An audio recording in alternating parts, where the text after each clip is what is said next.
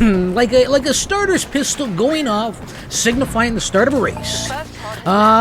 We hear the shrill squeal, the bone-chilling squeal from our green friend there, marking the commencement of this match here, and I welcome you all to a little more Star Wars Battlefront gameplay. This time, we're seeing some drop zone. I've put the blast gameplay on the shelf for the time being. We see the drop zone right there, and a quick little entry, a styling entry. A questionable entry as well, because I did whip off that thermal grenade, and I'll tell you, I did have a tingle of fear in the bones when I took flight there with the jump pack, following up that thermal grenade. I did have a little fear in me that I was going to end up landing on it and blowing myself sky high, because I've done it in the past, and I was thinking just for a split second that I was going to do it again. Anyway, you see some great scrambling here by me.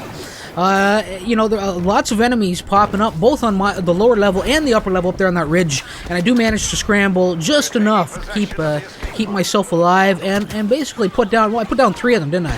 One of them scurried off, and if you'd noticed, when I went up to the ridge, there were 2 of them up there. I wanted to go after the first guy I saw, but wisely, thought about it for that split second I had, and I think I targeted the right man in the end. The man that was targeting me, the man that was sending a little blaster fire my way, who still had me in his sights, Anyway, some drop zone gameplay. For those of you unfamiliar with it, you're basically seeing the gist of it right here. It's 8-on-8 action, 16-man action here. So one of the smaller game modes, no vehicles available, and there are no other power-ups out on the map. What the drop pod is going to supply once it's claimed is the drop pod will open up, and it will spit out a trio of power-ups that can basically be looked upon as spoils of war. Yes, that your team, should they have held the drop pod for all that time, they can then claim and hopefully use to remain victorious out there on the field of battle. Now, first to 5 drop pods claimed wins, and they come down one at a time, so the battles around these drop pods are quite heated, quite intense, as you'll see here as this match goes on, Now, I don't know what happened there. That was real sketchy, real sloppy by me, real careless, because if you noticed, I did stop firing in that instance in particular, a little early, a little prematurely. I thought, I don't know what happened. I don't know if it was the blast from the pulse cannon, the green goo that went whizzing on by. Something threw me off there. Something threw me off just enough to stop firing. I thought maybe the man was dead. I don't know why I thought it. He was clearly not. He was still standing, and he capitalized. He put some quick blaster rounds into my chest, put me down, caught me napping, and sent me packing. Yes, anyway, and they end up capitalizing on the situation. Not to say that my death there is what allowed them to capture that drop pod, but it certainly helped, And I'm out for blood now. I'm looking for some revenge. Because I feel as though I was made the fool back there. Yes, anyway, no. The Goazan map, or the Goazan Badlands, which is the map we're on right now.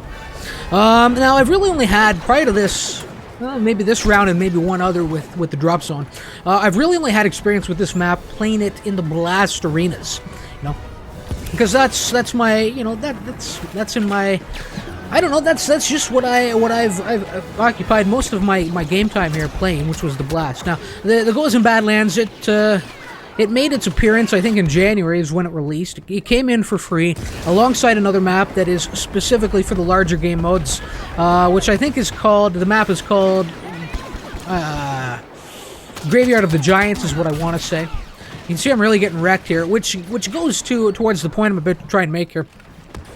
As I struggle, because it's not the last time I die real quick. No, there we go. I knew that was coming. That big blast of green goop right to the face, right to the kisser.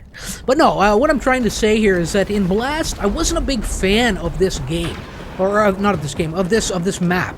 I found that it didn't really play well.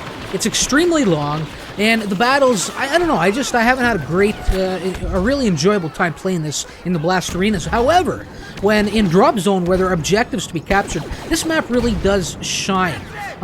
Because, well, you can see right here, we're trying to gain entry into these caves where this drop pod has come down.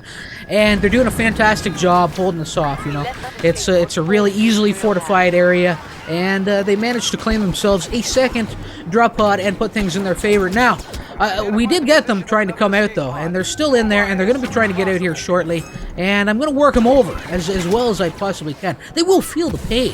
as I'm blinded by my own greatness, apparently, yes. And still standing, still struggling, still fighting the good fight here, this end of the map.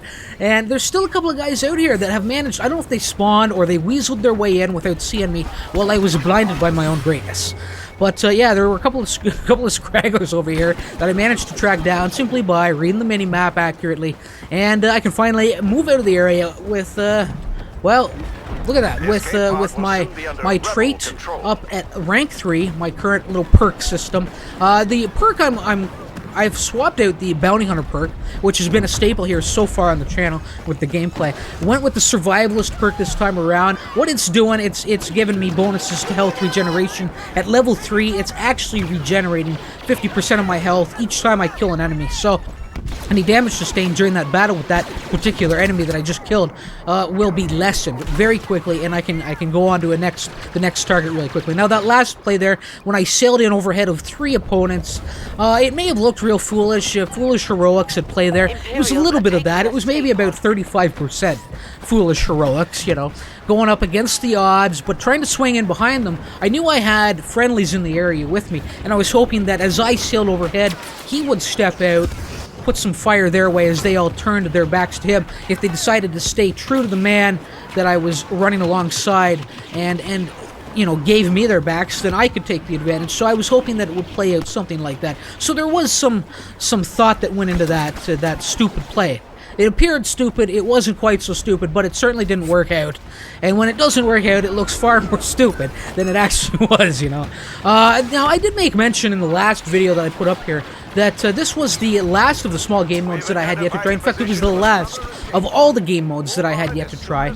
And there was a little... the reason I never got into it, I had said that I think it was probably because I had played some Droid Run previously, and I thought it was just a terrible game mode. Now, let me clarify on that, because I remember, you know, seeing the video and hearing my comment, thinking about what I had said. It really did make Droid Run sound like it was just god-awful. But the biggest issue with the Droid Run, when I explained this gameplay, I did touch upon it really quickly in that last video. There are 3 droids out there scurrying about really slowly, basically representing 3 control points that you need to try and hold on the map. You know, so you need to get in there, into the area, capture the droid, the control point, and hold it. And move on to the next control point, hopefully, and capture it as well. The biggest problem with that game mode that I thought, that I found, was that the battles around the droids were usually just like one-on-one battles. They were really weak, whereas you see with the drop zone here, real intense, all 16 men in the round, piling onto that one location, making for some great battles, you know. The Droid Run, unfortunately, because it's only 6-on-6 action, it's 12-man gameplay, and there's 3 different control points out there to try and capture. The battles usually only ended up being like a 2-on-1 or 1-on-1 scenarios. Sometimes you'd have free reign of that control point, and it was just working out where you'd be moving from control point to control point, from droid to droid, claiming one after the other with no opposition, you know, because they were doing the exact same thing. You know, so I just thought that the game mode needed a little refinement. The one thing that could really benefit that game mode would be a larger player count. Take it up to 20 players, 10-on-10 action, make the battles for those droids intense. Lots of fun. You know, I think that they could, that game mode in particular would really benefit from that. I haven't even touched upon the blaster yet. Just a quick mention of it, I guess. We're looking at the E-11.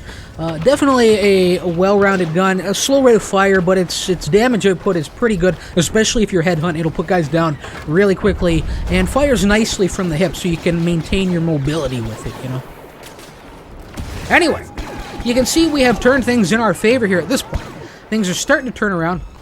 We're up 3-2 now. And, again, I'll tell you, cutting her close with those thermal grenades, tossing them in and following them up with an immediate jump back into the area. I've been burned by it in the past. I'm sure it won't be the last time it happens either. But I was definitely cutting it a little close there as well.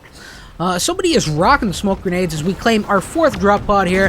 What do I draw? Oh, this is a beautiful little moment with the orbital strike coming in. Watch this. Like flushing them out of their little hidey hole. Watch this. Look at this. 1, 2, come blasting out of the area. I don't know if they were aware that the orbital strike was coming in. If somebody called it out. I don't think it was marked on the mini-map just yet.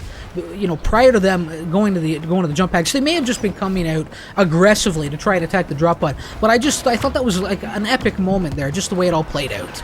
And look at this, a juicy rocket launcher. Man, do I love drawing these things with drop pods.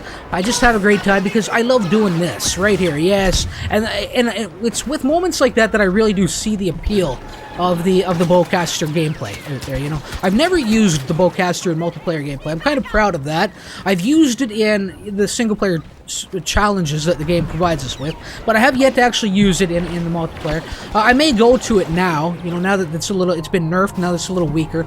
I never had a big problem with it. I can see the appeal of it, but I just think that once it gets overused, that's where the problem comes in, you know. Anyway, I think you'll probably see some more drop zone gameplay in the weeks to come, because I've been enjoying it. You know, I've been enjoying it, so you'll definitely see more to come. Appreciate y'all stopping in for this episode. Hope you had a good time. Hope to see you next time. But of course, and as always, until then, remember why it hurts. Later all.